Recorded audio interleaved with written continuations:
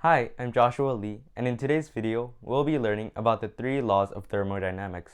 These three universal laws describe the transfer of energy in this universe. The first law is represented in the equation delta U is equal to Q minus W. In this equation, U is the internal energy of a system, Q is heat, and W is work. You may recall from previous videos that delta represents the change in some value. In this case, internal energy. The internal energy of a system is a total kinetic and potential energy in a system. So the change in internal energy is equal to the heat minus work. If heat is transferred into the system, Q will be positive, and if heat is transferred out of the system, Q will be negative. The same goes for W.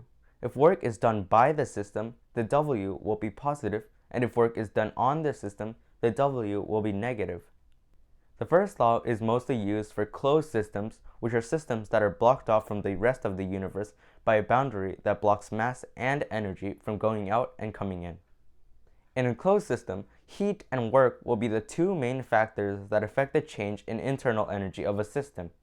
So the first law of thermodynamics is just a law that describes the conservation of energy, where energy cannot be created nor destroyed. This law is also the reason why many perpetual motion machines don't actually work, because as an object does work, it loses energy in the form of heat. And even a very small loss over time means that the machine will not work forever. Let's move on to the second law. This law is probably the most well-known law, and you probably know it as entropy. This law says that any spontaneous process increases the total disorder in the universe. Entropy is often said to be a measure of molecular randomness or disorder. The more disorder, the more entropy. And according to this law, the universe will only become more and more disordered, and it's practically impossible to reduce entropy, which is why it is sometimes known as the arrow of time. This law is what causes ice to melt, buildings to crumble, and particles to spread out. But this would mean that a glass of water is more disordered than a glass of ice cubes, which is a bit counterintuitive. So, it's simple to think of entropy as a measure of disorder, but to fully understand it, we need to think of probability. Think of it this way. Suppose there are two objects. These objects store units of energy known as quanta within their atomic bonds. More quanta in the object would mean that it is hotter. There are many ways these quanta can be arranged within these objects while still having the same total energy. Each one of these possible arrangements is known as a microstate. If a single configuration has more microstates, it means that there's a higher chance of it occurring. So entropy measures the probability of each configuration's appearance. Out of the numerous possible configurations, the one with the energy most spread out is the one with the highest entropy, which also tends to be the configuration most likely to occur. So when energy is concentrated, that would be a state of low entropy, and when energy is more spread out, it would have higher entropy.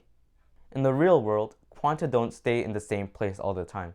They're always moving around and therefore changing microstates. If one object has more energy and therefore heat than another object right next to it, there will be a higher chance of the hotter object giving energy away rather than receiving more. So there is technically a very slight chance that you can reverse entropy, but on macroscopic levels, the probability of that happening is so small that it just doesn't happen. Now the total entropy always increases, but that doesn't mean the entropy within a system can't decrease. For example, you've probably seen water freeze inside a fridge. This means that the entropy in the water has decreased. But as the fridge keeps itself cold, it puts out heat. This heat increases the entropy outside more than the entropy of the water decreases.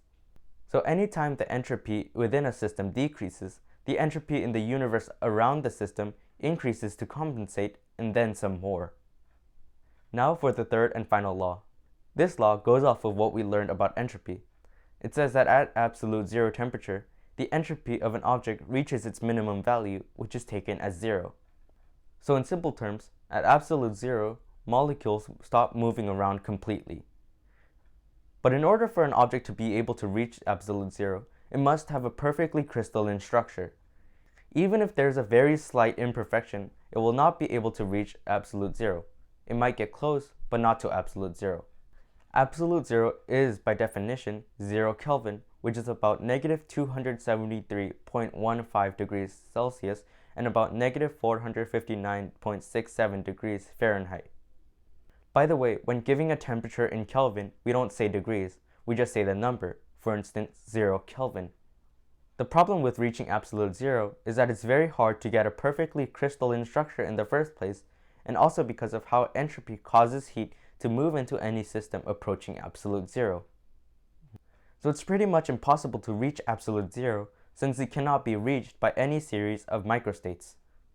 Now you may be wondering why scientists want to reach absolute zero and why it would be useful. Well, it would help make conductive material that has practically no resistance, known as superconductors. I mentioned this in a previous video, but the colder a conductor is, the less resistance it has. But more importantly, it would help us get a clearer picture of what an atom really is. As I mentioned, at absolute zero, all parts of an atom completely stop. This would allow us to get a better picture of an atom. So far, all our knowledge of atoms has been completely theoretical. In today's video, we covered the laws of thermodynamics. I hope you enjoyed this video. Please subscribe and thanks for watching.